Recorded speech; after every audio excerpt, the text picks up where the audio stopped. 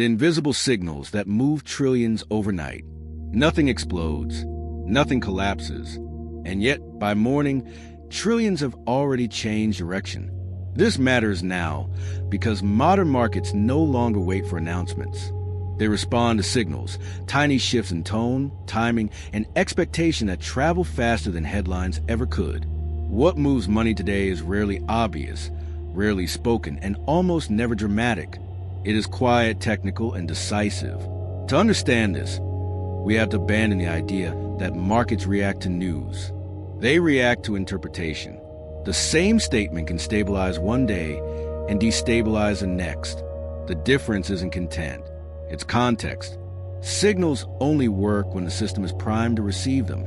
London sits at the center of this signaling ecosystem, not because it broadcasts louder, but because it concentrates attention. When something subtle changes here, the world listens. A shift in liquidity preference, a nuance in risk language, a delay that lasts seconds longer than expected. These details seem trivial until they aren't. At first, signals were human. A raised eyebrow in a meeting, a pause before decision, a carefully chosen phrase in a closed briefing. Insiders learned to read between the lines. Markets learned to anticipate reactions before they happened. Information traveled socially, not digitally. As finance scaled, these signals became encoded. Models translated sentiment into numbers. Systems measured confidence indirectly. Volatility became a language. Correlation became a whisper. The market learned to hear what was never said aloud. This created a new reality. Decisions were no longer triggered by events, but by expectations about events. Markets moved not on what happened, but on what people believed would happen next. And belief could shift overnight. The result was a system hypersensitive to nuance. Tiny changes produced massive outcomes. A word adjusted, a forecast softened, a signal misread. Capital surged, retreated, and realigned before the public even noticed. And once markets learned to move on signals alone, speed stopped being the advantage. Interpretation became everything, because the fastest reaction meant nothing if you misunderstood the signal that started it all. As these signals multiplied, markets began behaving less like machines and more like living organisms. Every participant watched every other participant, not for action, but for hesitation. A delay became information.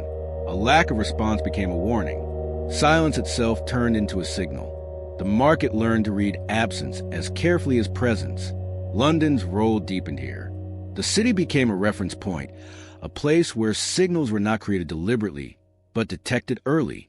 When liquidity tightened slightly in London, markets elsewhere adjusted preemptively. When risk appetite softened quietly, positions were unwound across continents. No announcement was required.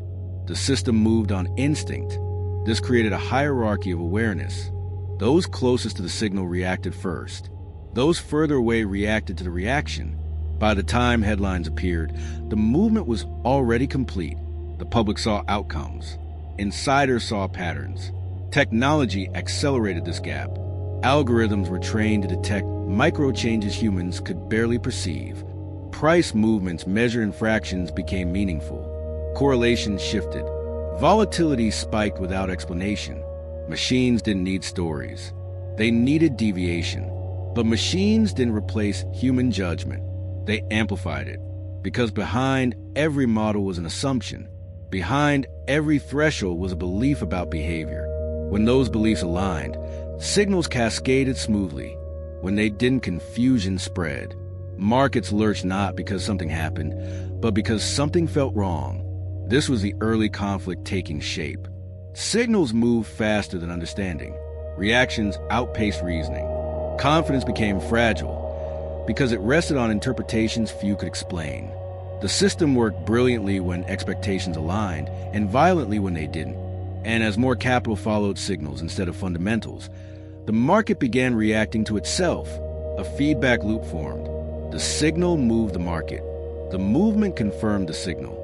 And confirmation erased out, until one day it didn't. And when a signal was misread, the consequences multiplied instantly. This is where the real conflict emerged. As markets began reacting to signals rather than substance, The margin for error vanished. A misinterpreted pause. A misunderstood shift in tone. A model trained on yesterday's behavior suddenly facing today's fear. When signals aligned correctly, the system felt elegant. When they didn't, instability spread faster than anyone could contain it.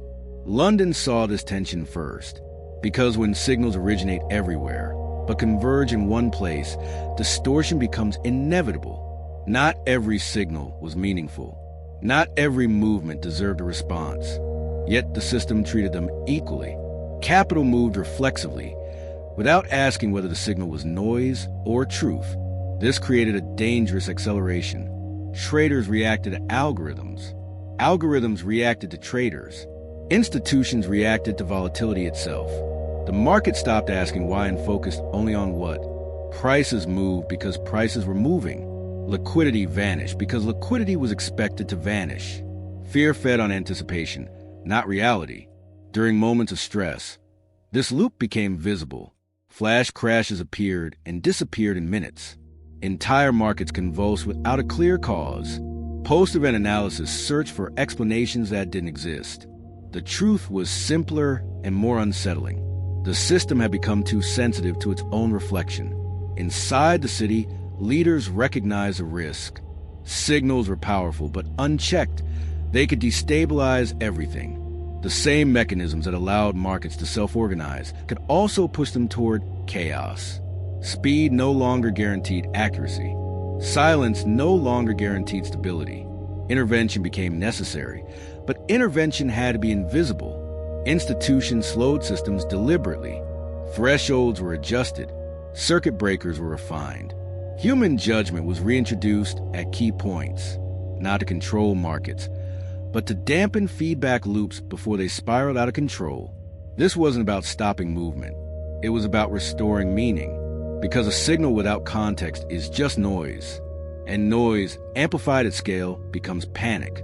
The challenge was no longer detecting signals faster.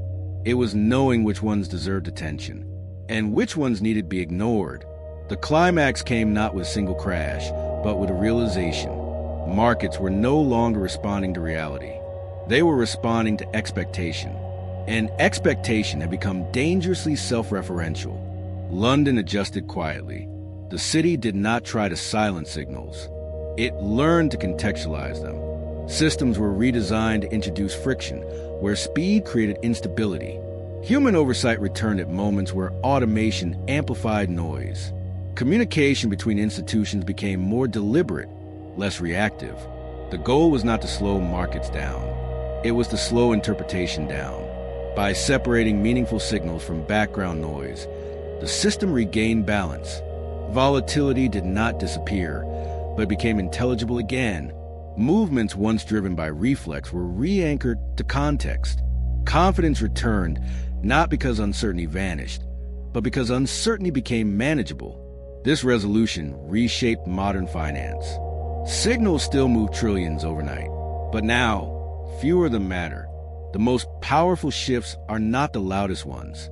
They are the quiet adjustments that restore alignment, the pauses that prevent cascades, the decisions not to react that stabilize everything else. Today's markets still listen constantly, but they listen more carefully, because the lesson was learned the hard way. Speed without interpretation creates chaos. Information without meaning creates fear. And signals, when misunderstood, can move the world for the wrong reasons. The city's role is no longer just to detect movement. It is to decide when movement should be trusted. So what do you think? Are we repeating the same mistake again? The invisible